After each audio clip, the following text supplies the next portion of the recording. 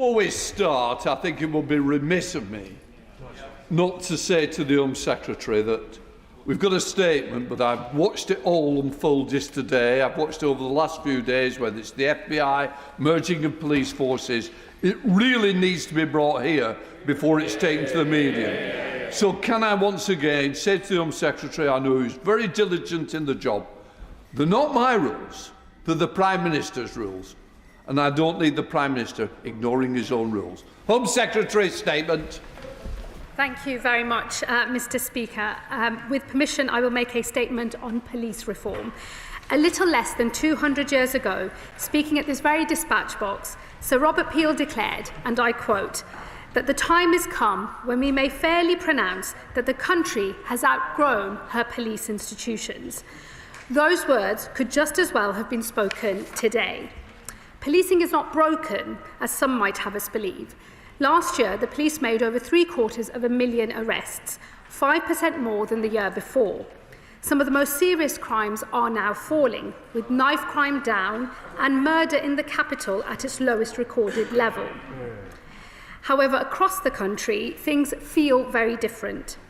Communities are facing an epidemic of everyday crime that all too often seems to go unpunished, and criminals know it. Shop theft has risen by 72% since 2010. Phone theft is up 58%. At the same time, in a rapidly changing world, the nature of crime is changing.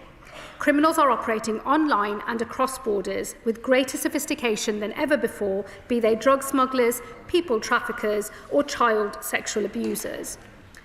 The world has changed dramatically since policing was last fundamentally reformed over 60 years ago. Policing remains the last great unreformed public service. Today, as this government publishes a new policing white paper, I set out reforms that are long overdue. They define a new model for policing in this country, with local policing that protects our communities and national policing that protects us all. Since taking office, we have already restored a focus on neighbourhood policing that the last Conservative government eroded. They pulled bobbies off the beat, with over half of the public now reporting they never see police on patrol in their local area. It was a foolish error, because neighbourhood policing works. Across the world, the evidence shows that visible patrols in high crime areas work. The last Labour government put more officers on the streets, and confidence in policing hit record levels. The Tories cut them, and confidence fell. This government is righting that wrong with a target of 13,000 more neighbourhood officers by the end of the Parliament, and we have already put 2,400 back onto the beat. We have also introduced the neighbourhood guarantee, so every community has a named contactable officer, and I intend to end the distortive officer maintenance grant. This was introduced by the last Conservative government, who had to replace the 20,000 police officers lost on their watch. The results were perverse. Uniformed officers hired, but stuck behind desks, with 12,000 men and women in uniform now working in support roles, including, absurdly, some 250 warranted officers working in HR. I intend to end this by introducing a neighbourhood policing ring fence, which will ensure that forces are putting uniformed officers where the public want and need them, out in the community, fighting crime on our streets. However, we must do more. Today, we have policing happening in the wrong places. We have local forces responsible for national policing, distracting them from policing their communities. And at the same time, we have forces of various shapes and sizes, with quality varying widely force by force. This government's reforms will ensure we have the right policing happening in the right place. That starts with the creation of a new national police service. At first, this force will set standards and lift administrative tasks off local forces. But in time, it will draw in all national crime-fighting responsibilities, including counterterrorism policing, serious organised crime and fraud. This will ensure local forces are no longer distracted by national responsibilities, while at the same time creating an elite national force expert at fighting the ever more sophisticated criminals who are operating nationwide across our borders and online. Alongside this new national force, we will replace the patchwork of 43 local forces that has remained almost unchanged since the 1964 Police Act. That model has been straining for decades. Today, it is simply not fit for purpose. Our 43 forces are of varying sizes. Some of them have just 1,000 officers, others over 8,000. And the Metropolitan Police is 30 times larger than our smallest forces. As a result, some forces are not equipped to handle complex investigations or respond to major incidents. Meanwhile, the duplication across force headquarters means money is wasted, drawing resource away from frontline policing. So we will introduce a smaller number of regional forces responsible for specialist investigations like murder, serious sexual offences and public order. And within these forces, we will introduce smaller local policing areas. These will be focused exclusively on local policing, tackling the burglaries, shoplifting and antisocial behaviour that too often go unpunished today. It is vital we set these new forces up in the right way. So I will soon launch a review to determine the precise nature of these new forces and the precise number. Its work will be completed this summer.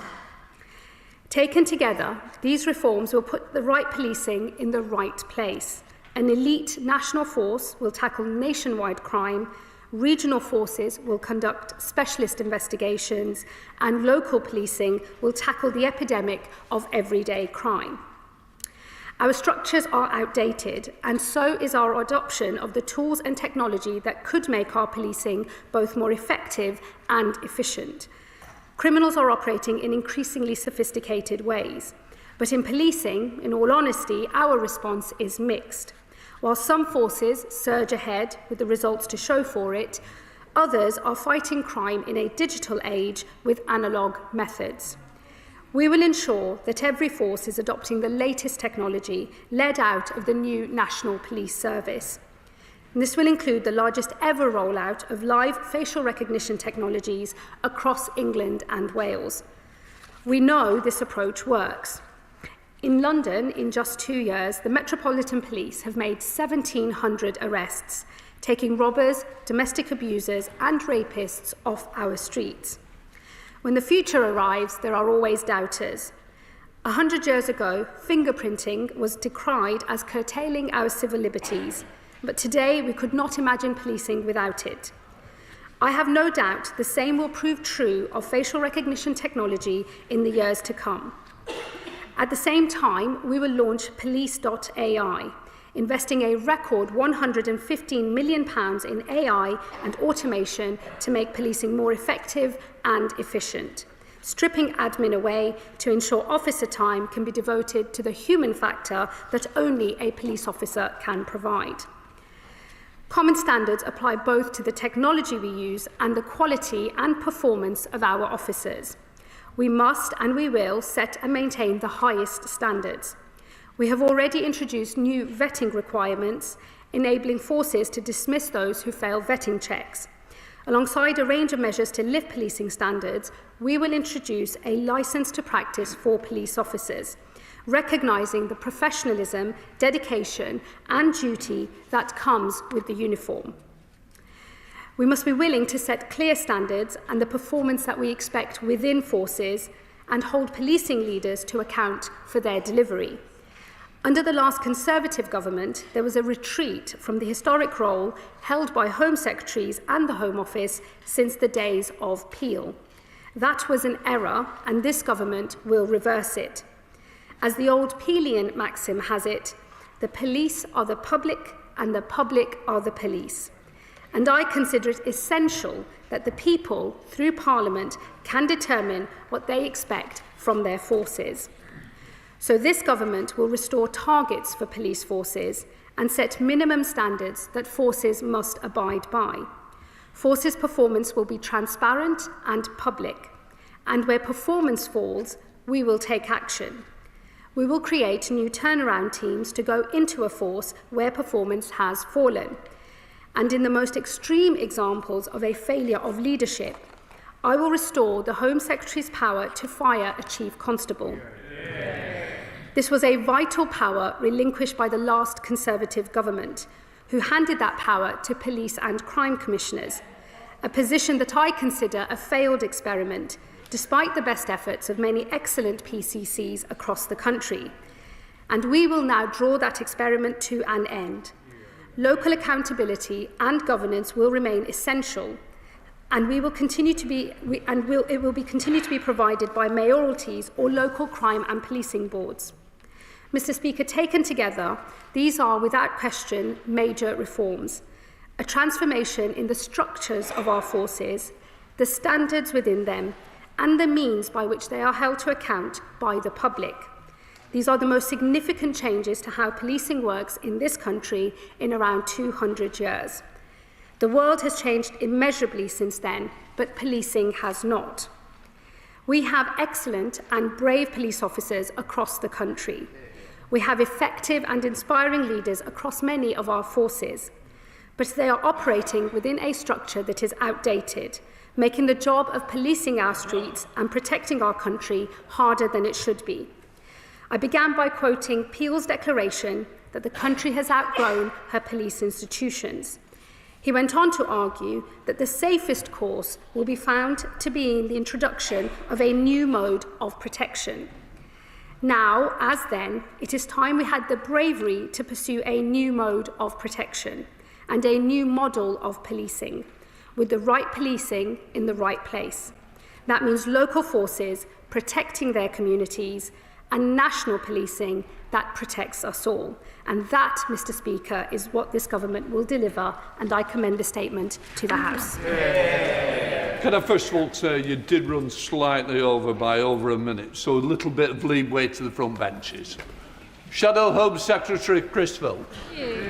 Well, I thank the Home Secretary for advance sight of her statement, especially after her busy weekend chairing the NEC, which excluded Andy Burnham from returning to Parliament. Anyway, the Home Secretary's statement. Seems to be some concern coming from benches behind her on that. Anyway, the Home Secretary's statement is striking for what it did not say, because there was no mention, not one word, of her plans for total police officer numbers. And the reason for that is simple.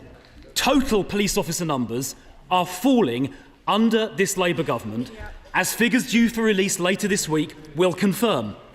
Now, the last recruitment intake before the election was in March 2024, and there were 149,769 officers in post. That is the highest number in this country's history. By the same time the following year, under Labour, officer numbers had fallen by over 1,000. And in the current financial year, numbers are falling even further, with the Met alone saying they will lose a staggering 1,500 officers this financial year. So on officer numbers, the government is engaged in a contrick. They are transferring officers away from crime investigation, away from 999 response, and away from other teams into neighbourhood teams. So they can say neighbourhood numbers are going modestly up, but total police officer numbers are falling. So there'll be fewer 999 response officers, fewer investigation officers, response times will be slower, and investigations will not be as effective. The Home Secretary can set targets and make announcements, but the fact is she is presiding over falling total police numbers, and the public will be less safe as a result. Now, the Home Secretary has said she will change the structure of policing. Briefings over the weekend say this reorganisation will be complete in, and I had to double-check this, 2034, nearly a decade away. But we have a crime crisis today. Shoplifting and phone theft are both surging upwards under this government, and shoplifting is now at the highest level ever. Knife crime in London up by 80% under Mayor Sadiq Khan, and women are being let down too, with sex crimes up by 9%, rape up by 6%, stalking up by 5%, and harassment up by 6% under this Labour government. This requires action today, not in 2034. Now, her plan includes mandating the merger of police forces, and briefings over the weekend suggest a reduction from 43 down to 10 or 12. So a single police force might cover an area from Dover to Milton Keynes or from Penzance to Swindon. Such huge forces will be remote from the communities they serve. Resources will be drawn away from villages and towns towards large cities. And the biggest force in the country is the Met. And yet they have the worst crime clear-up rate of any force in the country. They fail to solve 95% of reported crimes, going to show that large scale does not automatically deliver better results. And therefore, we will oppose the mandated merger of county forces into remote regional megaforces. And police forces are warning that Labour's early prisoner release scheme means more crime and more demands on policing. Most criminals will now be released after serving just 1/3 of their prison sentence, and even rapists will only serve half. To make things even worse, Labour plans to abolish prison sentences of under a year, so even the most prolific shoplifters will never face jail. This is a recipe for disaster cooked up by the Home Secretary in her previous role. Now, there are some things we can agree on, because the Home Secretary has copied some things from us. I am glad that she is continuing the rollout of AI and live facial recognition that started under the last government, and we fully support that. It is right the Home Secretary will have greater powers to intervene. We announced that policy at our conference last year, and of course we support it.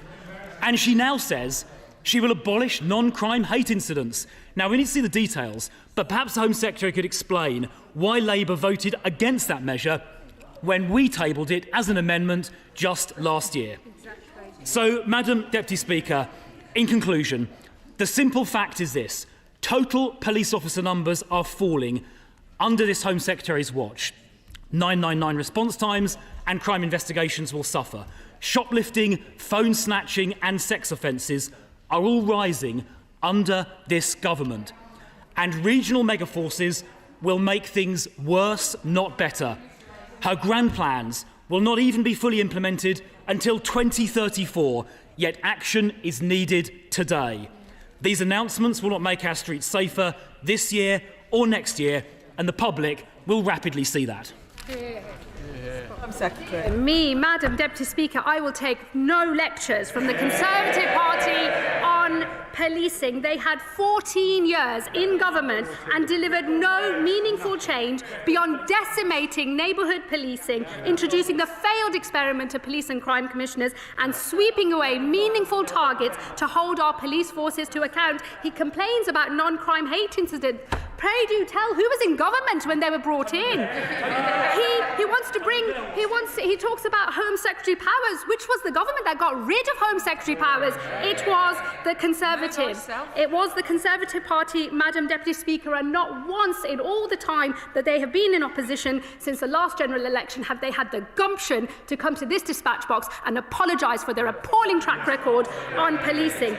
It was the Conservative Party whose policies saw the slashing of police numbers by 20,000, a measure that they very hastily then tried to replace by bringing back another 20,000, but in a distorted way, which meant that 12,000 of those officers, warranted police officers, are doing desk jobs.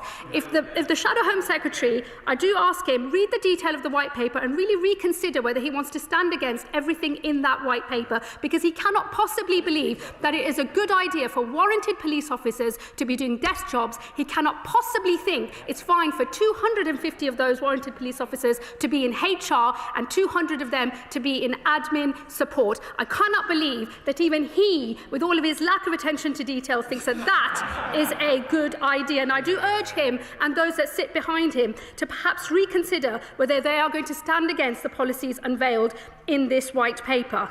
One thing, Madam Deputy Speaker, that I really must urge he looks at again carefully is on regional police forces. He knows full well, because I know he'll have looked at the white paper, that those regional forces will have within them local police areas who can then concentrate on policing their local communities right down to the neighbourhood level. The only reason I am bringing in this new model of policing is to protect neighbourhood policing, something that was decimated on the Conservative Party's watch.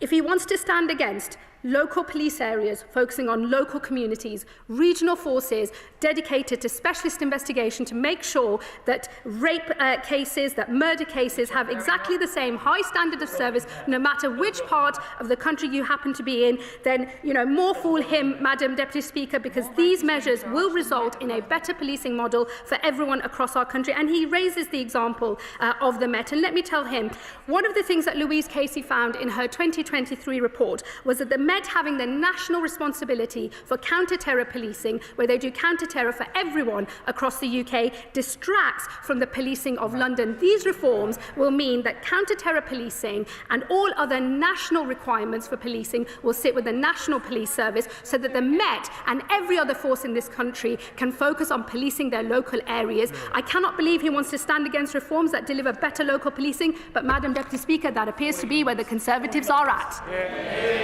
Thank you very much, Madam Deputy Speaker, and I welcome the announcement by the Home Secretary today. In London, we've long known that neighbourhood policing is vital, and only yesterday I was in Dalston, where there's been a lot of antisocial behaviour, and they've noticed the extra police on the streets. There's been, though, an issue about abstraction in London, where those officers often have to backfill blue light officers or even police national demonstrations. How is she going to plan in this process to make sure that that doesn't happen, that those teams are dedicated to neighbourhoods?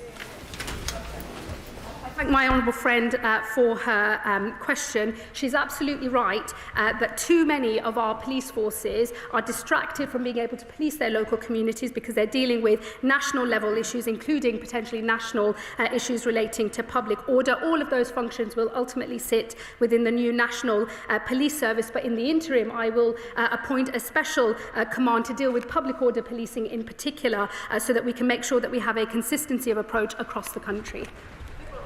Spokesperson Max Wilkinson. Thank you, Madam Deputy Speaker. Well, after a busy weekend policing Labour leadership rows, the Home Secretary is in the House today to announce reforms to policing. I think we all agree we hope that she's more successful with the latter than she was with the former. Because, Madam Deputy Speaker,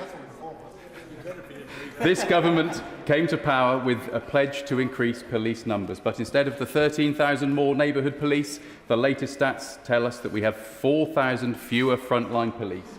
Numbers are down, and so is public trust.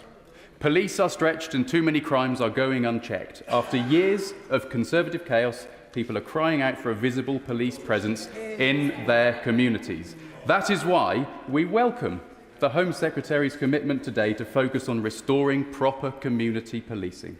We hope that is more than simple words. As well as getting more police on our streets, she must also address the horrifying decline in police counters and stations, which began under the Conservatives but sadly continues under Labour in London today. So will the Home Secretary commit to ensuring a police counter in every community that needs one? Policing, Madam Deputy Speaker, must be fit for the modern era. It must be able to tackle organised crime that too often presents itself in our communities through mobile phone theft, through drug dealing, car crime and bike theft. So can the Home Secretary reassure us that the new national force will be properly resourced and integrated with local forces so counter-terrorism and intelligence work are not undermined? And as local forces are abolished and merged, we must not see vital links lost to local communities. For example, Gloucestershire Police is one of the smallest forces with urban and rural policing teams. If its leadership is placed under the control of a Bristol-based force, how will people in Cheltenham, Tewkesbury and the Cotswolds be reassured of that local focus? We also ask whether placing the power to hire and fire chief constables in the hands of the Home Secretary is the right approach. Does this not further politicise policing, particularly with the prospect of the Honourable Member for Fareham and Waterlooville as a future Home Secretary in a Farage-led coalition of chaos between the Tories and Reform? Rural communities have long been neglected, Madam Deputy Speaker. So will the Home Secretary commit to placing dedicated rural crime teams in every force? And finally, the Home Secretary mentioned facial recognition. Will she ensure that there are proper safeguards put in place to ensure the technology is not biased and those in ethnic minorities can be reassured that they're not going to be wrongfully criminalised? Thank you, Madam Deputy Speaker. I thank the Liberal Democrat spokesperson for his response and for his, I believe, support for at least some of the reforms, particularly those based around neighbourhood policing.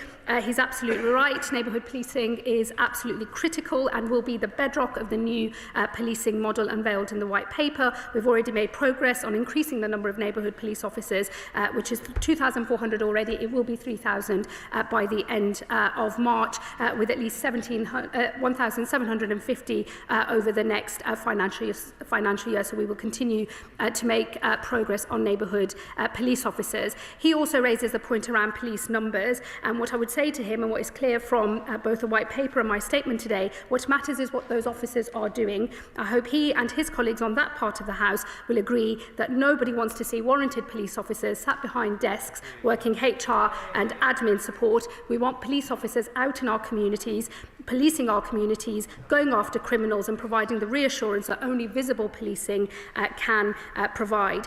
He will know that decisions on police counters and other measures are for individual forces, but I hope he will recognise that we have delivered on our commitment to have a named, contactable officer in every neighbourhood, which I believe goes some way to reassuring local communities.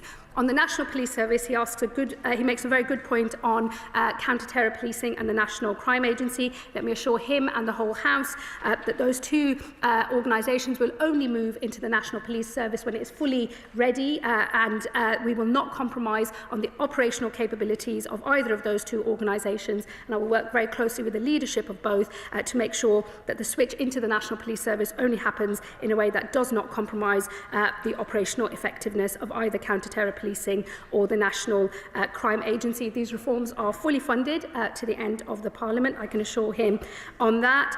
He also makes his point on regional forces, and again I would urge him to look and absorb the detail of the White Paper, and I look forward to discussing these issues with him in more detail.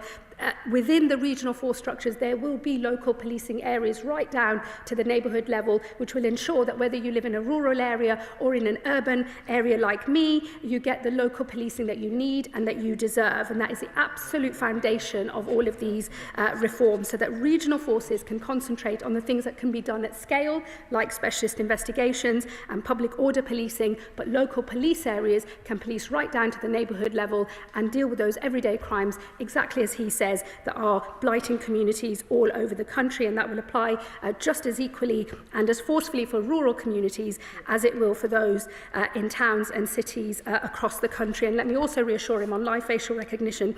I believe this is incredibly important technology, but we will make sure that its rollout is in line with the sort of regulations that we would expect to make sure it doesn't have a distortive effect. We're consulting on that right now, and in the future the National Police Service will ensure that the adoption of technology across policing takes place quickly and in line with the standards that we would all expect. Bel Ribeiro-Abbey. Thank you, Madam Deputy Speaker. I welcome the portion of the Home Secretary's announcement on the deployment of 13,000 more neighbourhood officers, which will be incredibly welcome in my constituency where we have a serious antisocial behaviour problem. However, residents in my borough, Lambeth, overall have a historical issue with levels of trust in the police, and this is largely due to racial profiling. Can the Home Secretary reassure me and my constituents that reforms to policing, including any measures that see police granted more powers, will seek to address the issues of police mistrust and racial bias in policing? Thank my honourable friend for her question. Yes, let me just reassure her that the rollout of all policing powers, including the use of technology, will make sure is in line with the Race Action Plan, which we are supporting, and that any measures are stress tested to make sure that they serve all communities equally. And it is our position that the police must always police without fear or favour, so that every community can be confident that they are getting the right quality of policing and that nobody is being unfairly targeted. Sir Roger Gale. Thank you, Madam Deputy Speaker. Kent is one of the largest counties in the country, It faces very significant geographic challenges with the Channel Tunnel, the largest port of entry into the United Kingdom, Dover, a Manston airport that is likely to reopen, and of course the small matter of illegal migration across the Channel. I cannot see, Madam Deputy Speaker, how a policing area that I understand will stretch from Banbury in Oxfordshire to Herne Bay on the North Sea coast and Sandwich on the Channel coast will be policed effectively and locally as it currently is. Madam Deputy Speaker, I am, I think, certainly one of the only members of this House who's held a warrant as a serving police officer. I understand very well indeed the needs. I did say one. I understand the needs only too well for policing to keep pace with the same tools that are used by the criminals. But could the Home Secretary tell the House whether or not this plan has the confidence of the constabulary? Well, let me thank the Honourable Member for his contribution and also for his service and that of others who have served in our police service. Let me reassure him the plan for regional forces will include, and this will be very clear when I introduce legislation later in the year, an absolute focus on local police areas so that local policing for local communities is very much tailored to many of the needs that he has pointed out. But at regional level, you have the economies of scale and the capacity to deal with the specialist investigations that we know are necessary, and to make sure that the quality of those investigations doesn't depend on which part of the country you happen to be in. So I hope that when the detail is out, he is able to support the proposals, given that they will focus very carefully on local policing areas, specifically to deal with some of those issues that he has raised. The exact number of regional forces and the sort of geography that they will span will be a matter for the reviewer, and I hope to announce who that will be very soon, with a review to report in the summer so that we can crack on with rolling out these reforms. And let me say to him, I have been delighted, a little surprised by the sheer number of policing leaders who have come out in support of these proposals, including those who represent organisations that will see change as a result of these reforms. I think the sheer range of people who have supported the White Paper shows that these reforms are the right reforms for policing in our country. Joe White. Thank you, Madam Deputy Speaker. Can I very much welcome these proposals? Currently, the NCA is hugely under-resourced, and hopefully bringing these elements together will give it the funding required to do its job properly. The amount of duplication of effort that occurs and lack of information sharing means huge inefficiencies. They are struggling with the pace of change in technology, especially because of E2E encryption. They struggle to hire and retain the staff with the technical skills they require, and that those that do have them, they're eagerly snapped up by the private sector. They do not have the funding to make the technical investment needed to keep up with the pace of change. Because of the structure and separated command and control of the regional organised crime units, the NCA and the Met, they make decisions and prioritise independently and without deconfliction, for example, in the procurement of tools and data. This means that the same technologies can be acquired multiple times, brought to only to benefit a single area. Does the Minister agree with me that this White Paper will tackle these challenges head on? Thank my honourable friend. She's right. The National Police Service will draw in the national responsibilities of both counter-terror policing and the National Crime Agency. I think one of the main benefits of the reform will be that at the moment, whilst these two organisations do collaborate together very effectively, and I do pay tribute to their current leadership and the way that they operate alongside one another, but they do duplicate and build similar capabilities, and instead of having those capabilities built alongside and within two organisations, it does obviously make sense to bring them into one organisation and to prevent that duplication of capabilities and functions, but also for the sorts of people that they are going after, whether that's serious organised criminals or terrorists. We know that actually we are one of the few major countries in the world that doesn't combine both counter-terror policing and serious organised crime, because actually international criminals often cross boundaries and indulge in all sorts of different types of work, including covering the territory of both terror financing and serious organised crime as well. So I think that the reforms will lead to a very effective service and build on the excellent work that is already done by officers in counter-terror policing and the NCA as well. Gregory Stafford. Thank you very much, Madam Deputy Speaker. The Home Secretary quoted Sir Robert Peel at the top of her speech, and I quote saying that he was speaking at this very dispatch box. Clearly, the Home Secretary hadn't realised those dispatch boxes were donated by New Zealand after the Second World War, and if she was talking more figuratively, this whole chamber was destroyed in 1834 after Peel gave those words. But accuracy, the accuracy that she sacrificed for rhetoric continues throughout her speech. So can I ask her, following discussions I've had with the Chief Constables of both Surrey and Hampshire who are against these proposals, if Chief Constables across the country, like those in Surrey and Hampshire, are against her proposals when her review concludes, will she scrap this proposal, or is this just a review in name only? Madam Secretary. Well, I bow down to his greater knowledge of House of Commons trivia. I'm sure he's an excellent member of every pub quiz team he's ever been a part of. The review is going to look at how we deliver regional forces. So it will mean that there is a significant reduction in the number of forces, but the review will advise on the correct number of regional forces and how we should go about implementing that policy. Gerald Jones. Thank you, Madam Deputy Speaker. The Home Secretary's proposals will allow for a new focus on community policing and engagement, which we know was proven to work under the last Labour government. The biggest issue by far I come across is the lack of feedback to victims of crime. So with the proposals that she's announced and with technology improving all the time, will she commit to having a look at that to see if that can improve for residents and constituents and improve trust and accountability with policing? Madam Secretary. He's absolutely right. I think we could make a lot of progress if we could ensure that the Code of Conduct for Victims, the Victims Code, was actually implemented consistently by everyone all across the country. And I know that the Justice Secretary also wishes to make sure that there is greater adherence to all of the requirements of the Victims Code. But he's absolutely right. In the end, policing is a public service. It's there for members of the public and also for victims of crime to give them confidence that their case is going to be dealt with fairly and as quickly as possible, and that criminals are brought to justice, and that is exactly why we are making these reforms. Wendy Chamberlain.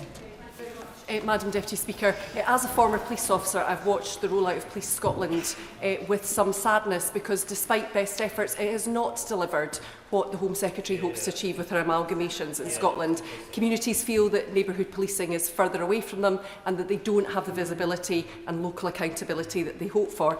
But the other point I wanted to ask, as well as hoping that she's taking some lessons from Scotland, is in relation to the point she's been making about the number of police officers who are working in desk jobs. Surely she will recognise that a number of those individuals are working in these areas because they're on light or restricted duties, and we've always got to have roles available for those people to do that. But that's also because we have focused too much on police officer numbers and not actually on the back office functions and the expertise of police staff. Will this white paper be addressing the overall resourcing model for policing?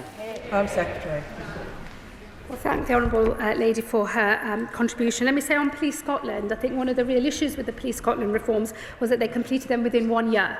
And I have made a deliberate decision to phase out these years, phase out these proposals and these measures over a number of years. So towards the end of this Parliament and into the next. I make no apology for that timeline, for that proposed timeline, because I believe that we must go carefully. These are big changes, and it is important that they are rolled out effectively and in a way that maintains the confidence of the public as well as all of those who work within our police service. So I think that we have already learnt the lessons of what has happened in Scotland. And of course, the other big difference between the measures that I've introduced today and what happened with Police Scotland is that we haven't focused from the outset on neighbourhood policing. They are the absolute bedrock of all of these proposals that I have made, and that is not quite the same as what happened over in Scotland. Although one of the things I would say about Police Scotland is it is certainly the case that those specialist capabilities and specialist investigations have improved. What I would say to her on desk jobs, look, the most important thing is that we have police officers, who are warranted police officers, who are policing our streets. Of course, there is often a need for some not to be out. There is a need for support staff as well. And we have to have the right balance between those who are out in frontline policing and those who are doing back office roles within our police service. And we will have a workforce strategy as part of this white paper. But that is why I think that we have to always have in mind that we're talking about a police service that delivers for the public. And so what we really care about is outcomes, what those officers are doing, how they're policing our streets, and providing that much needed reassurance to all of our communities. Alex Serble. Thank you, Madam Deputy Speaker. I'm really pleased the Home Secretary is retaining the role of Democratic elected Metro mayors in the oversight of police force. My specific questions around police AI. We know that AI training models have bias, in particularly around race. How are we going to ensure that these AI models won't have this race bias in them? Also, all the major air companies are all foreign companies, foreign owned. How are we to ensure that our national security is protected and that this data is not undertaken and used by foreign governments against the United Kingdom? Well, let me reassure him that at the moment we have strong measures in place for how data is used within our police service, and of course in the future all of this capability will sit within the National Police Service, which will set the standards, and there will be very high standards with a high degree of transparency, so that we can make sure that we're always stress testing our use of AI and technology so that it is used effectively for policing, but doesn't do so in a way that contravenes our collective values. Sir David Davis. To follow on from this immediate preceding question that her honourable friend put to her, she strongly supported digital facial ID and artificial intelligence. As her colleague says, both of these technologies show significant error rates, particularly when it comes to racial minorities. Innocent people fear this, particularly after the post office scandal, which showed that courts believe computers rather than people. And so you have miscarriages of justice out of that. So 3 questions for her. Firstly, what does she see as an acceptable error rate for these technologies? Secondly, does she support compensation for people who are misidentified by this sort of technology? And thirdly, will she put it all, she talked about regulations, will she put it all on a statutory basis based on primary legislation that passes through this House? Before I call the Home Secretary and members, can I just remind people there's a lot of people on their feet, and I want to finish this statement around 5:30. So if you could answer one question, Home Secretary. Okay, I think that's me being told to go faster. So let me assure the honourable gentleman that we are consulting at the moment on the safeguards for the use of AI and technology and live facial recognition. Let me assure him I will always make sure that there are robust safeguards in place, and I am sure that we will be debating these issues in the House many times over the months to come. Lewis Atkinson. Thank you, Madam Deputy Speaker. Can I welcome the Home Secretary's statement today? My constituents expect everyday policing response to improve, but they also know the value of more specialist public order capabilities, because in August 24, the brave officers of Northumbria Police put on their public order gear to protect our citizens against disgraceful, violent conduct in our city centre. I wonder if the Home Secretary could just say a little bit more about how she envisages public order responsibilities sitting between the national body that she outlines, regional forces, and if she could say a little bit about the funding streams for that. My honourable friend raises an important point, and learning the lessons of what happened in 2024, that is why we've already decided to bring in a national command role specifically for public order policing. The other issues that he raises, particularly on funding, all of these reforms are fully funded to the end of the Parliament, but of course the specific funding streams are a matter for future funding settlements. He'll know that we are publishing the funding settlement for the coming financial year on Wednesday. Sir Julian Lewis. I congratulate the Home Secretary on having attracted dozens of her own backbenchers to support her when the Foreign Affairs Minister just before her couldn't find a single one to support him on the dreadful Chagos deal. But can she tell us a bit more about the way in which the new structure will be governed? I understand the idea about the National Police Commissioner at the very top. But what sort of executive key people will there be lower down to ensure that relevance is maintained in, for example, rural areas as opposed to the different needs of urban areas? Home Secretary. Thank you, the Honourable Gentleman. Well, the White Paper envisages a whole change to the accountability mechanisms for policing at every level, whether that's for the National Police Service or right down to regional forces and local police areas. He will know that I'm bringing back Home Secretary powers. We've also published a performance framework today, which will bring transparency to how police forces are functioning. There will be a new National Commissioner in charge of the National Police Service, and all of the other structures will sit underneath that. But I can assure him that at every level there will be a very high expectation of both high performance but also accountability both to local crime and policing boards and to the Home Secretary direct. Matt Bishop. Thank you, Madam Deputy Speaker. As a former police officer of 3 police forces in this country, I can categorically and honestly say that the many reforms presented in the White Paper are welcomed by my former colleagues and myself. I just want to gently touch that both parties opposite have the chance before to bring these reforms forward and actually tried many times and failed on many times to bring them forward. So I just wondered what sets us different from the previous governments, and put on record my full confidence in the current Home Secretary to get this done once and for all.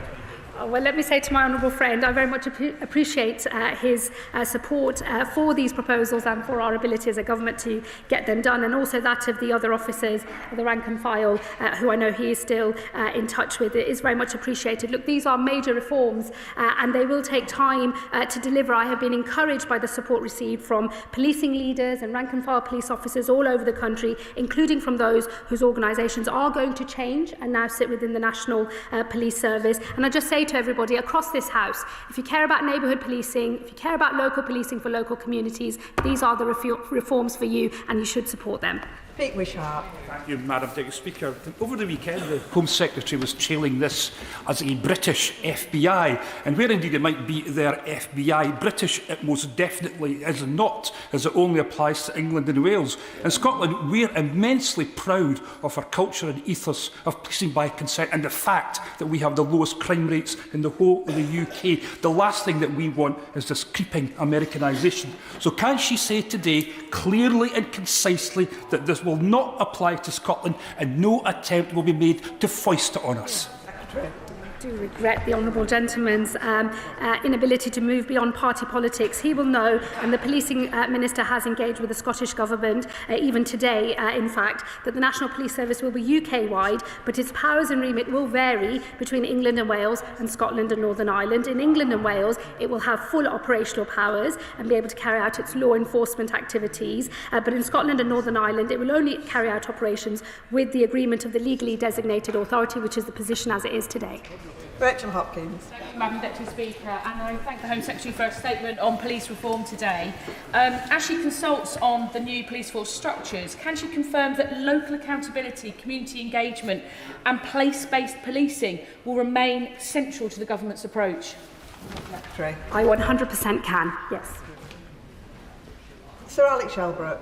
Thank you, Madam Deputy Speaker. Madam Deputy, it won't take much of a Hansard search to see that I, many years ago, asked Baroness May, when she was Home Secretary, to do something very similar to this. But the devil will always be in the detail. And as you know, Madam Deputy Speaker, West and South Yorkshire are far more densely populated than North Yorkshire, a big chunk of my constituency now. So may I ask the Home Secretary, who will be involved in the consultation on these smaller policing areas? How much credence will those people be given?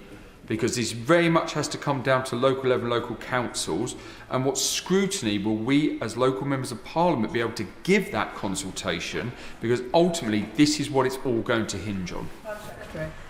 Well, I do thank the Honourable Gentleman, and I know he takes a very keen interest in these affairs, and I'd happily discuss some of the detail of these proposals with him. Let me tell him I will announce a reviewer in due course, and it will be for the reviewer and the panel that they will have to support them to set out how they intend to go about doing that review, including on consultation. But I absolutely take his point that these reforms will work if they have the buy-in and if they make sense based on geography, and they will reflect that, and I will make sure that when I receive the report of the reviewer, that is the same lens with which I will look at these proposals. Jonathan Hinder. Thank you, Madam Deputy Speaker. Policing needs a stronger national centre, modern IT systems that actually work and can talk to each other, and much better mental health support for officers who are exposed to so much trauma. And these reforms could deliver that, so I welcome those elements. However, I do start sceptical of the licence to practice and the value it might add, though I approach it with an open mind. And while I believe in different routes into policing, I am very sceptical of direct entry at inspector rank specifically, which is such a crucial operational rank which I have held myself, and this has, after all, been tried unsuccessfully by the last government. So if policing reform is to be a success, then it will be down to the implementation on the front line. That's what really matters to the public. So the voice of the front line must be a key part of this, and it cannot be through the rotten Police Federation, who just today have been found to have unlawfully suspended elected officers for speaking up for them. So, will the Home Secretary guarantee that she will take into account the voices of the front line before making final decisions and meet with me to discuss the proposals?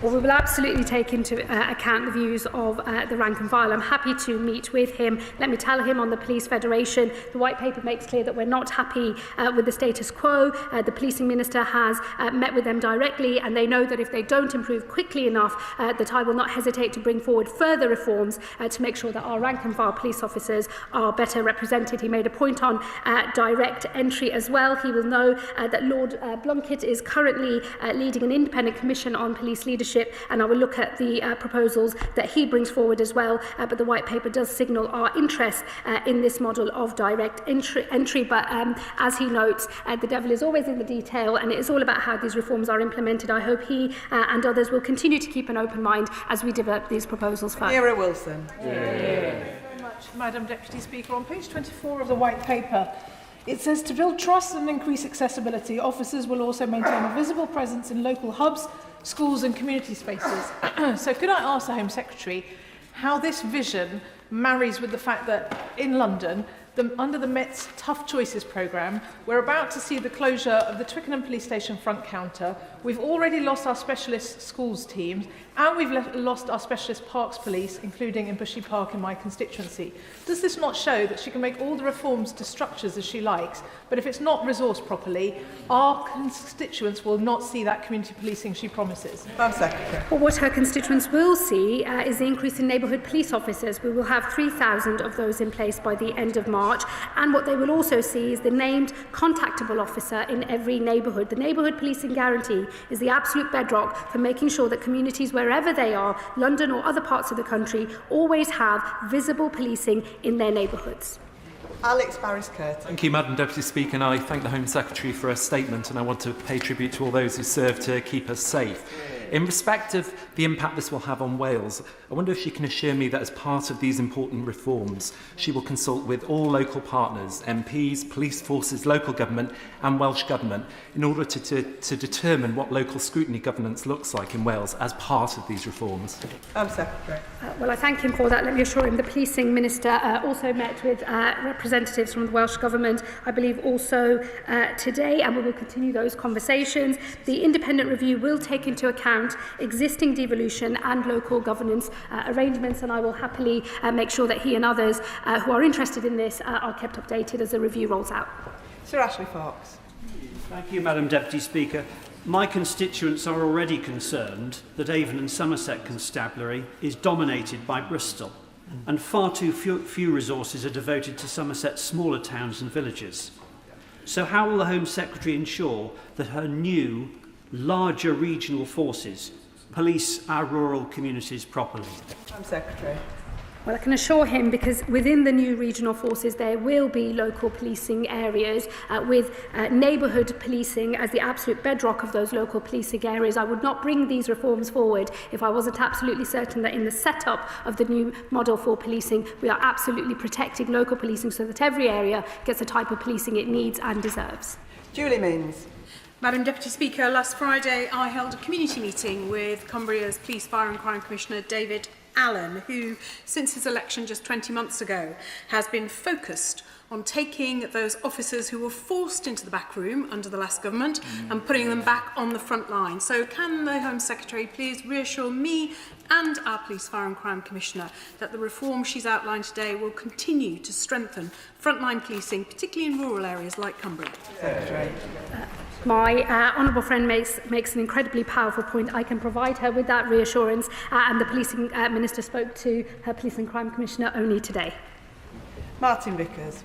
Thank you, Madam Deputy Speaker. The Humberside force that polices my Brigg in Immingham constituency is already includes 4 local authorities and 2 separate mayoral authorities. Exactly what proportion of the police police funding is likely to come from the police precept, and how will that be divided up? Home Secretary.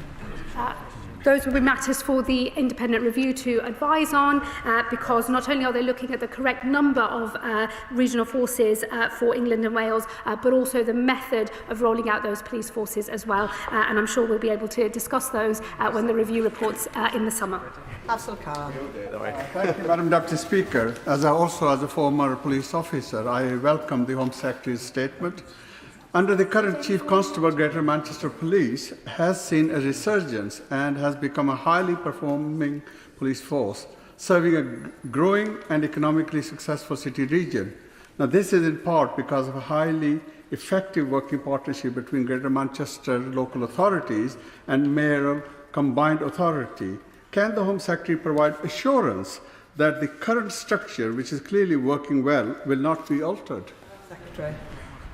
It will be for the review to recommend what the new structure should look like in terms of the regional forces. But let me pay tribute to the work of Greater Manchester Police and the Chief Constable in particular. Greater Manchester is actually a very good example of a large force that is not burdened by significant national services and is therefore able to concentrate on policing their local communities and to do so very effectively. And the Shadow Home Secretary chunters from a sedentary position, but he could do with learning a few lessons from Greater Manchester. Lisa Smart. Much, Madam Deputy Speaker. In Greater Manchester, we love a bit of drama.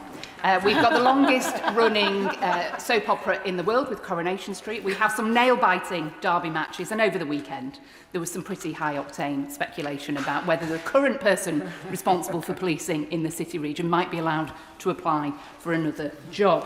Where we don't want more drama, though, Madam Deputy Speaker, is in policing our communities. So could the Home Secretary share her thinking about how to preserve what works well in Greater Manchester, where the police force is coterminous with the mayoral authority and the 10 local authorities within it, enabling good, strong partnership working so that my Hazel Grove constituents get the policing they deserve? Well, let me reassure the Honourable Lady, I am very much no drama Shabana.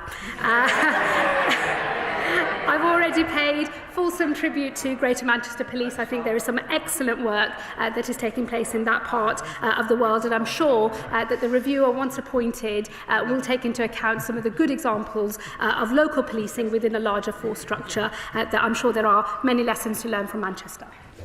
Laura Kirksmith. Thank you, Madam Deputy Speaker, and I thank the Home Secretary for her action. One local farmer described to me the crime that he's been experiencing, with gates cut open, crops damaged, quad bikes and 4x4s stolen. And then because he lives close to the Bedfordshire border, the criminals will just flee over there, and Thames Valley Police find it very difficult to follow up. So can the Home Secretary say how these reforms will improve police presence and response time in rural areas, and in particular how they'll solve this problem of police forces not collaborating across borders? Home Secretary. Well, the absolute bedrock of these reforms is local policing through the local police areas, which are part of our proposed regional forces, with neighbourhood policing absolutely embedded within that. She'll know that on quad bikes specifically, we have some new legislative changes coming in, which will deal with some of the issues that she has raised. But it is the intention of all of these reforms to ensure that whether you live in a rural area or in an urban city like myself, you get an exceptional standard of service both at the neighbourhood level, at regional level, and then of course with national policing through the new National Police Service that will keep all of us safe. Mark Pritchard. We all want to see more effective and efficient policing, but I'm not quite sure whether this white paper is going to deliver it. The devil clearly will be in the detail. The Home Secretary will know West Mercia Police is a high-performing police force covering Shropshire, Herefordshire and Worcestershire. Can she reassure my constituents that she understands the difference between, for example, West Midlands urban policing, which she obviously oversees and lives within that jurisdiction, and the rural, semi-rural policing of forces like West Mercia? And can I just say to her that regional counterterrorism, in my experience, works very well in the West Midlands, which oversees West Mercia as well, and so does the National Crime Agency under its excellent leadership And finally, just on reforms, can I ask her to look at reviewing the 101 service and its effectiveness and efficiency? And finally, the Official Secrets Act. The Official Secrets Act covers some police officers, but not all. Is this not an opportunity to ensure that all police officers are covered by confidentiality and some secrecy? Thank you. Well, look, what I say to the honourable gentleman is, and I do respect his views, it's precisely because I understand the difference between the areas that he represents and has raised compared to those that I represent that I brought in this new model for policing. I believe that this is the right model to ensure that wherever you are in the country, whether in Shropshire or whether in the inner city of Birmingham, it doesn't much matter because you will always have excellent, high-quality neighbourhood policing, a local force that is entirely committed to policing their local area day in, day out, dealing with all of the crimes we know are tearing at the fabric of our communities, with regional forces that can do the specialist investigations at scale so that you don't get a different standard of service, which depending on the part of the country you're in, and a national police service that I do believe will bring in the NCA and counter-terror policing in a way that will make sure we are all kept safe. We're the only major country that doesn't have these two functionalities together. I think it is the right change to make. And with a nice short question and a nice short answer, Mohammed Yassin. Thank you very much, Madam Deputy Speaker. I welcome the government's reform agenda in support of our mission for safer streets. In Bedfordshire, Operation Bosun and Costello, tackling guns, gangs, organised drugs, have driven major streets, major arrests, and a 15% fall in antisocial behaviour in Bedford Town Centre, backed by £7.3 million in special grants. So can I ask the Secretary of State to commit in maintaining these grants or integrating them into core police funding to ensure effective, evidence-based local crime reduction programs continue to protect our communities? Secretary. We'll say more about specific funding in the coming days, so I won't take the temptation to say any more about that now. And as we make clear in the white paper, as we roll out a new structure with regional forces, we will, of course, then take the opportunity to review the police funding formula. Sir Andrew Mitchell. Thank you, Madam Deputy Speaker.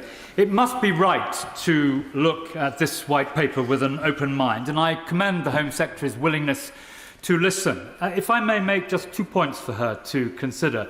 The first is that what we are really most concerned about in Royal Sutton Coldfield is that neighbourhood policing, community policing, should be accountable, dependable, reliable and accessible. And we note that all policing is above all local. Secondly, will she bear in mind that strong leadership is the key to policing? We need to find ways of bringing in fresh blood at senior levels. Will she make it easier for this to happen?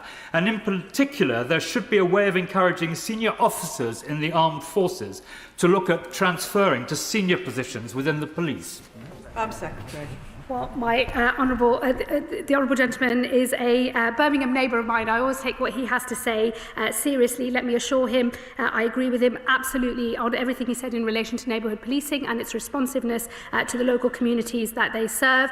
And the Blunkett Review will shortly report, and they've been looking at leadership in policing, and I'm sure that those recommendations will touch on some of the issues that he has raised. Gareth Snell. Thank you, Madam Deputy Speaker. The litany of failures under the Conservatives of Staffordshire Police is too long to mention in the short time for this question. But I would say to the marital friend, the Home Secretary, she's mentioned about local accountability being done through mayors and police and crime boards. Where you are going to have mayors that are in areas smaller than the likely police forces, is she able to say a bit more about how she anticipates that accountability working? And on the local policing areas, is she able to say what accountability there will be for those? Because in Stoke-on-Trent, we've got a really good police service, works well with local partners, but that accountability could be lost if it's moved to big regional figureheads. Let me assure my honourable friend, accountability both at the national level and at local level is absolutely critical to these reforms. And of course, once the review has reported on what the shape of those new regional forces should be, we will be able to say more on the exact relationship between areas where there is a crossover of mayoralties as well as for local policing and crime boards. But it's absolutely the intention that at every level there will be obvious accountability for local responsiveness and local performance, and right up to the national level, where of course the Home Secretary will have new powers going forward. Liz Saville-Roberts. Please could I first refer the House to my register of interests, specifically my role as the co-chair of the Justice Union's parliamentary group. The White Paper recognises that changes to policing governments and crime prevention in Wales will have to reflect the existence of over a quarter of a century of devolution. Meanwhile, 3 independent commissions have recommended that justice and policing be devolved to Wales. And considering that around 56% of our police funding in Wales already comes from devolved sources, does she not agree that this package of radical changes is exactly the right time for the devolution of policing to Wales? Secretary. No, I do not. I'll call Jack Abbott and then Steve Darling. Jack Abbott. Thank you very much, Madam Deputy Speaker, and I warmly welcome the Home Secretary's statement today.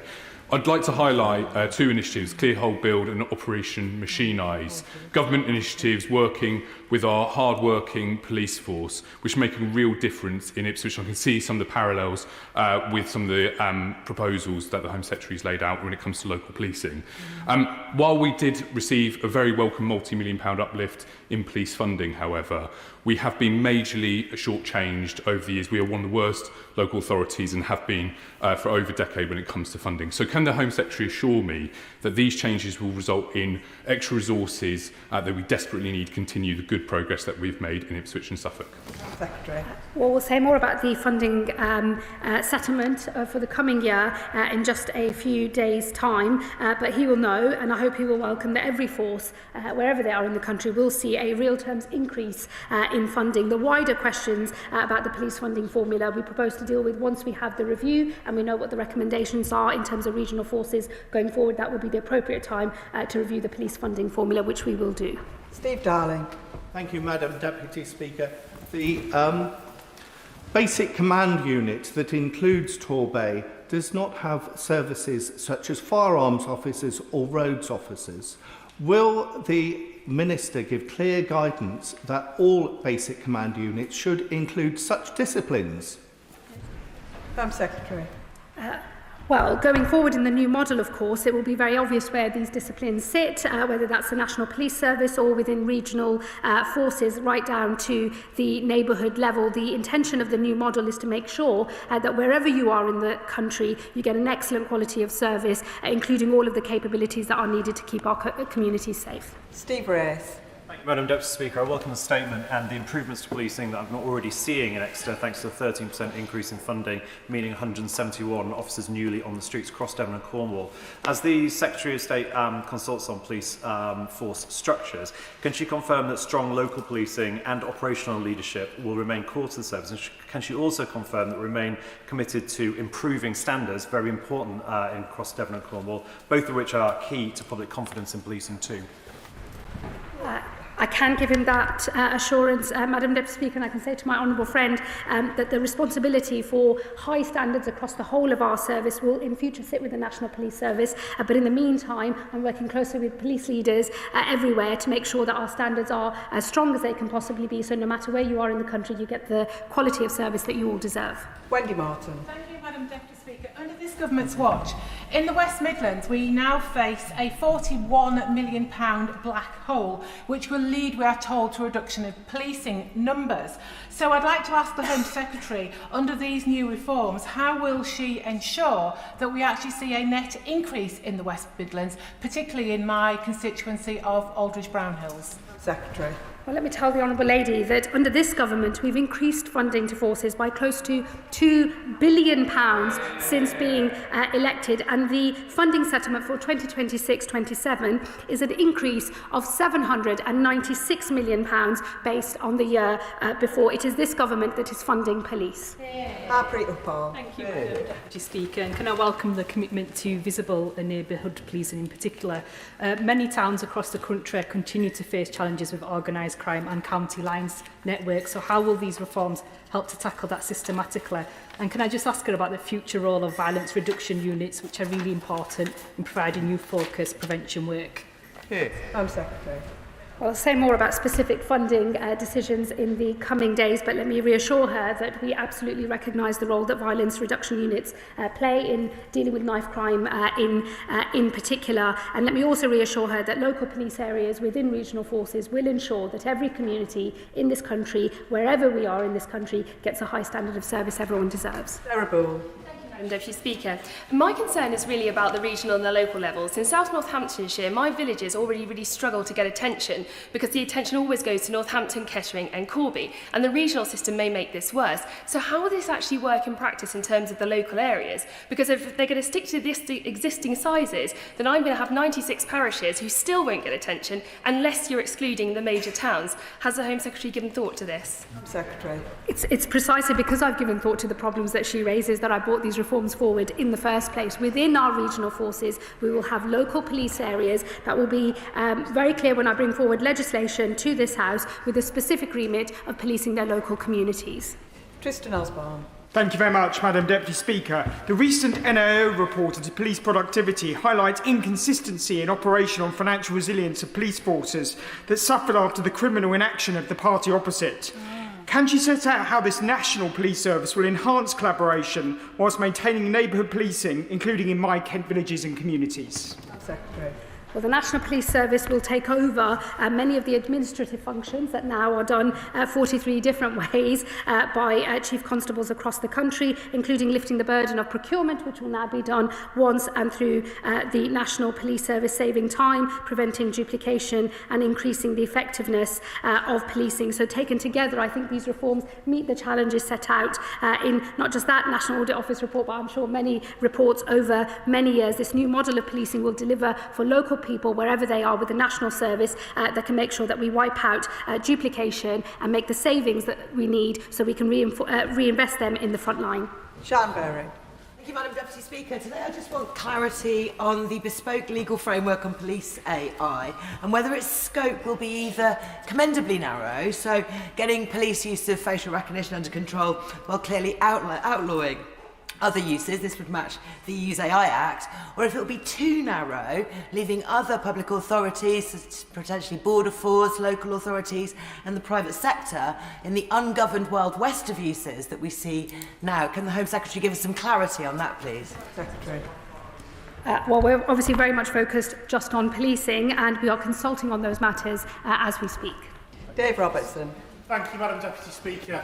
In my part of the world, people get in touch with me to talk about crime and they raise four major issues.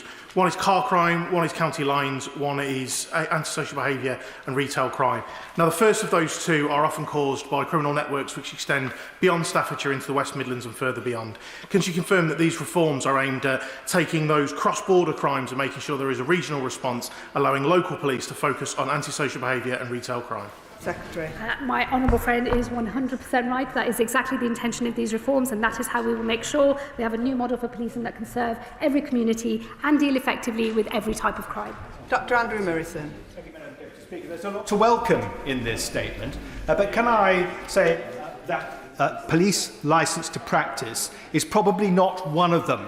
And the reason I say that is because other trades and professions that have licensing, annual appraisal, periodic revalidation have found that it simply becomes a time-sapping industry, and I'm sure that is not her plan for the police, particularly since my constituents want our police to be on the front line and dealing with online fraud, not ticking boxes. Secretary.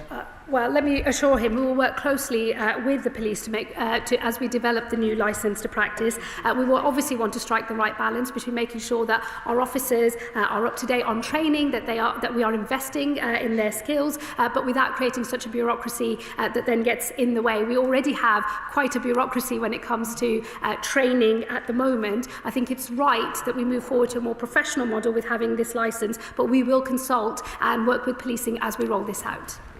Catherine Atkinson. Thank you, Madam Deputy Speaker. Those responsible for organised crime and fraud and terrorism do not operate within the boundaries of local police forces, so I welcome a joined-up national approach to those types of crime. Yeah. But residents in Derby also want more visible policing in our city centre and our local communities, and that is what we've been working to deliver. So can the Home Secretary tell us more about how these reforms will empower local forces to respond more effectively to everyday crime and antisocial behaviour? Secretary.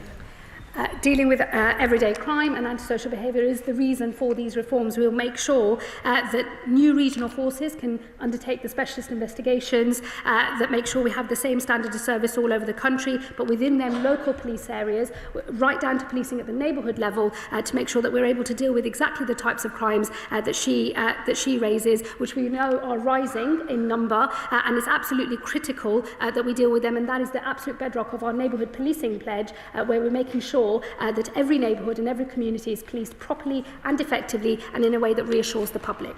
Greg Smith. Thank you, Madam Deputy Speaker. Thames Valley is already a large police force where our superb police officers and police staff struggle to balance resources effectively, even with local command units now across rural areas like my own and the bigger cities like Oxford and Milton Keynes. But given it's such a large force, and right now, today, they find themselves with the budget settlement £9 million lower than they expected, and a commitment from the Home Office only to fund 40% of new recruits, what confidence can we actually have that this government will fund bigger forces adequately? Our reforms in the White Paper are fully funded, and let me reassure him, every force in the country will see a real terms increase in their funding in the new police settlement, and he raises the challenges that are seen at Thames Valley Police and across the country, but it is absolutely the model of policing that we are rolling out. The reason we're doing that is so that we can get that better balance between neighbourhood policing, local police areas, regional forces and the new National Police Service. Jazz Athwell. Thank you, Madam Deputy Speaker. I welcome the Home Secretary's statement, which I hope will deliver a more joined-up approach to tackling some of the most serious crimes. However, we know that the police still have significant work to do in rebuilding public trust. Could the Home Secretary outline how these reforms will help raise standards, increase numbers and strengthen public confidence in our police? Home Secretary. Well, let me reassure my honourable friend, we've already made changes on vetting, learning lessons from some of the cases where things have gone wrong. It is our expectation that our police will provide a very high standard of service with staff that we will invest in to make sure that they deliver the standards that are expected by all of our communities and in a way that builds public trust and doesn't cost public confidence in policing. It is absolutely the intention of these reforms to make sure that we have a police service we can all be proud of. Rebecca Paul. Thank you, Madam Deputy Speaker. I am concerned that a merger of Surrey Police with neighbouring forces will divert resources away from Surrey communities. On a busy Saturday night, Reigate will inevitably lose out to Reading. What reassurance can the Secretary of State provide to my constituents? Madam Secretary. I mean, I don't accept that in the new model of policing that areas will miss out, because making sure that we have a model that can deliver for every type of community and deal with every type of crime is exactly the point of these reforms. Peter Swallow. Thank you, Madam Deputy Speaker. Can I welcome this statement? In Bracknell Forest, our neighbourhood policing teams have been listening to residents' concerns over e-bikes and off-road bikes and have taken targeted action to clamp down on this kind of antisocial behaviour. It's not perfect and there's still more to do, but does the Home Secretary agree that neighbourhood-level policing driven by community concerns should be the new model of policing? I agree with my honourable friend 100%, and I welcome the good work that has already taken place in his area. I know there is more to do, and the changes that we are bringing in will improve our ability to meet the challenges that his community faces and that communities see across the country. Slade. Thank you, Madam Deputy Speaker. I welcome the commitment for the police funding reform. Dorset's the second worst funded police force in the country and has a much higher proportion of local funding, with 50% funded by the precept. Dorset MPs and the PCC have written to the Home Secretary in November. We'd really like to push you for a reply about seasonality and what assurance you can give us that seasonality is going to be factored into the new funding formula. Home Secretary. Well, I can assure the Honourable Lady I'll make sure she gets an answer to the letter that she has sent alongside other colleagues, and once we have the review completed into the new shape of regional forces, we will announce plans on the review of the police funding formula. Yuan Yang. Thank you, Madam Deputy Speaker. I thank the Thames Valley Police to hire a new anti-shoplifting unit in Reading. Retail crime still goes on far too frequently and far too blatantly in our shops. Will the Secretary of State or her ministers come to visit the newly opened Reading Police Station in my constituency and meet with our local shop staff as well as officers to help them tackle the scourge of shoplifting? Madam Secretary. Well, I was out just a few days ago meeting neighbourhood police officers dealing with retail crime in Lambeth. I'm sure that either myself or the policing minister will avail themselves of a visit to Reading as well. Robin Swan. Thank you very much, Madam Deputy Speaker. The Police Service of Northern Ireland is currently excluded from the Counterterrorism Policing Grant, which is about £1 billion per year, which is accessible to GB forces. Now that counter-terrorism has been looked after by the National Police Service, will the Police Service of Northern Ireland be able to access some of that funding? Secretary. I thank the honourable gentleman. Again, the policing minister met with representatives from the Northern Ireland government. In terms of the legal basis for how counter-terror policing works, that will not change under the new National Police Service, and I will look at what he said about the funding specifically. Jim Dixon. Thank you, Madam Deputy Speaker. Communities in Kent are pleased to see that funding for police next year will be 20% higher than the final year of the last government, with a target for 43 new neighbourhood police across the county to police our streets and rebuild community policing after years of neglect. Does the Home Secretary agree that it's crucial that the White Paper rebuilds the trust between communities and police, not just in Kent, but across the country, so the public can have confidence a police person will be there when they need them? I absolutely agree with my honourable friend who makes a powerful point. In the end, policing is a public service. It is essential that we maintain public confidence in our policing, but that we are also sure that the standard of service we get from our police is the same no matter where you are in the country.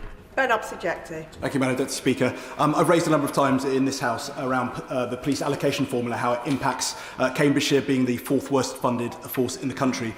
With the division of tasks between the National Police Service and regional forces, could the Home Secretary outline how the police allocation formula will be changed to reflect that? But also, with regards to rural crime, I heard what she said about rural crime and neighbourhood policing.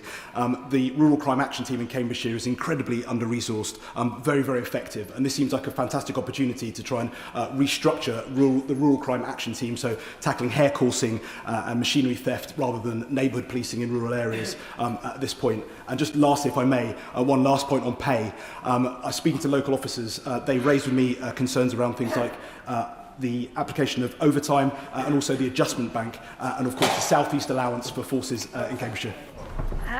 The issues in relation to the police funding formula, let me assure him, once the review has completed its work in the summer over the recommendations on the number of new regional forces, I will set out further proposals on how the police funding formula needs to be reviewed and updated to reflect the changes in the new model of policing. So let me reassure him on that, and we will debate that, I'm sure, many times in this House over the coming months and years. On rural crime and overtime, can I offer him a meeting with the policing minister to go through the detail of some of those issues? Jonathan Brash. Thank you, Madam Deputy Speaker.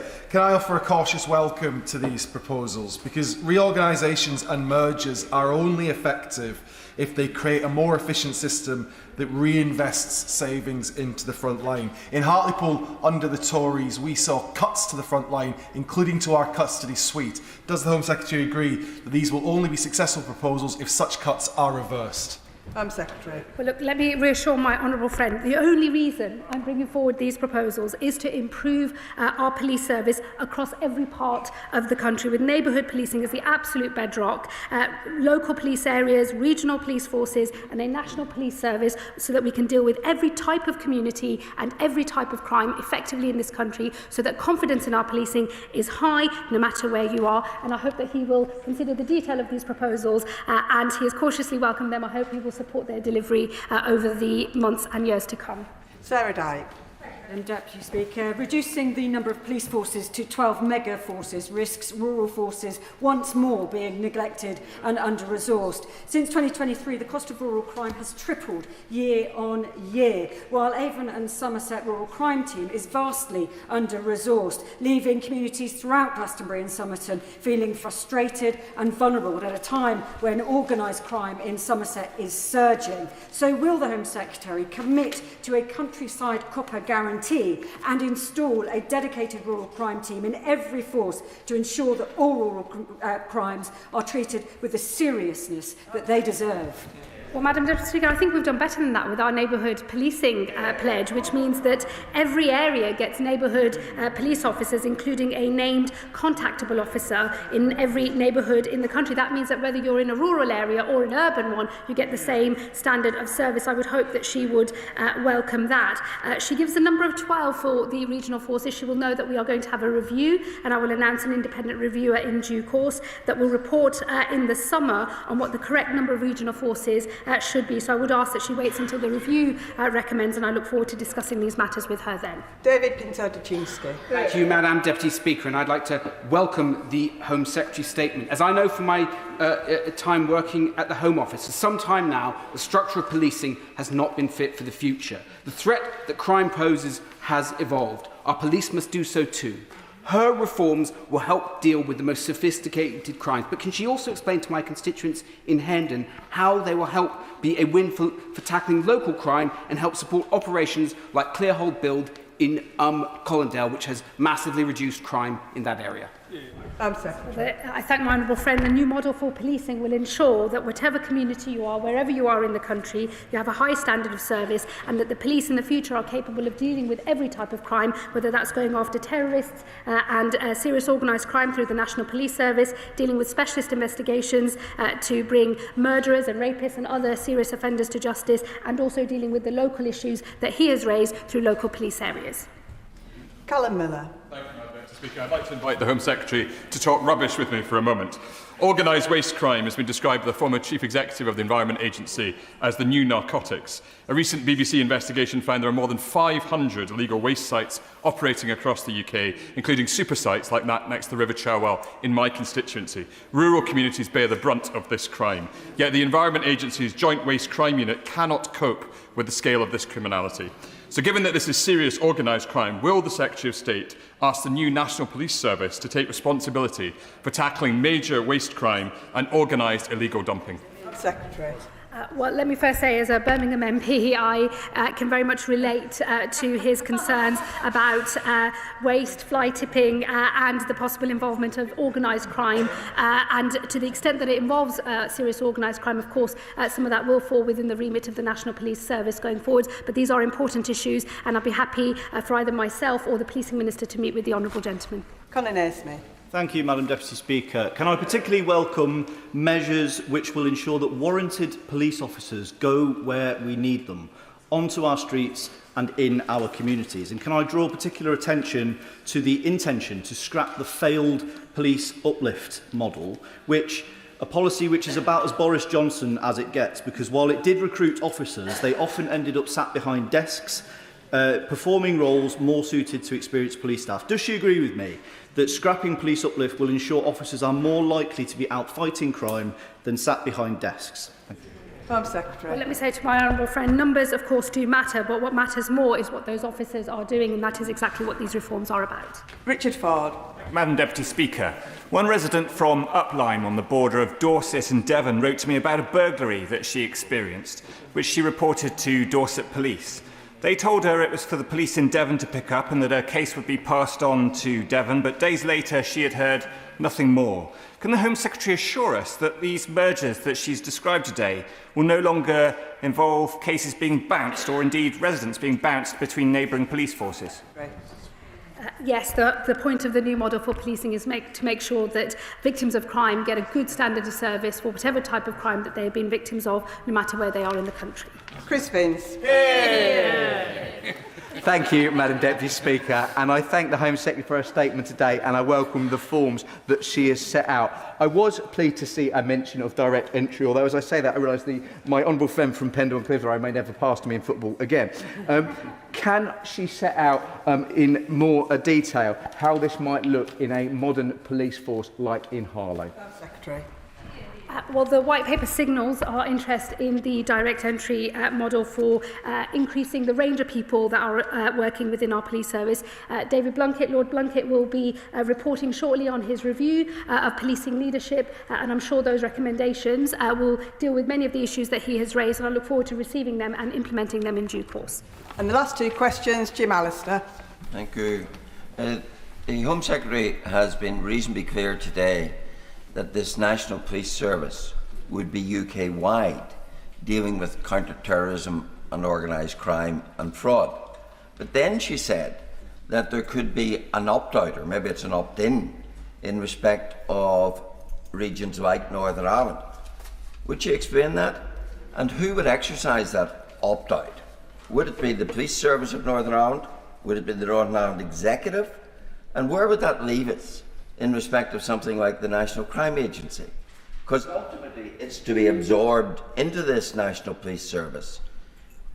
Could it continue to exist in Northern Ireland if there was not the opt-in, which would be essential?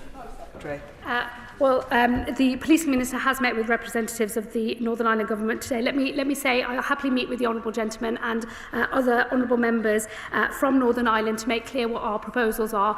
The remit of the National Police Service will be UK-wide, but its powers and that remit specifically between England and Wales and Scotland and Northern Ireland will vary depending on the arrangements that we already have in place. But I'll happily discuss these with him in detail. And the final question on this statement, Jim Shannon. Thank you, Madam Deputy Speaker. And I thank the Secretary of State very much for her statement, and I very much welcome the UK-wide National Police Service. In the papers over the weekend, I referred to the British FBI, and I'm very minded of counter-terrorism, drug smugglers, people trafficking, child sexual abuse.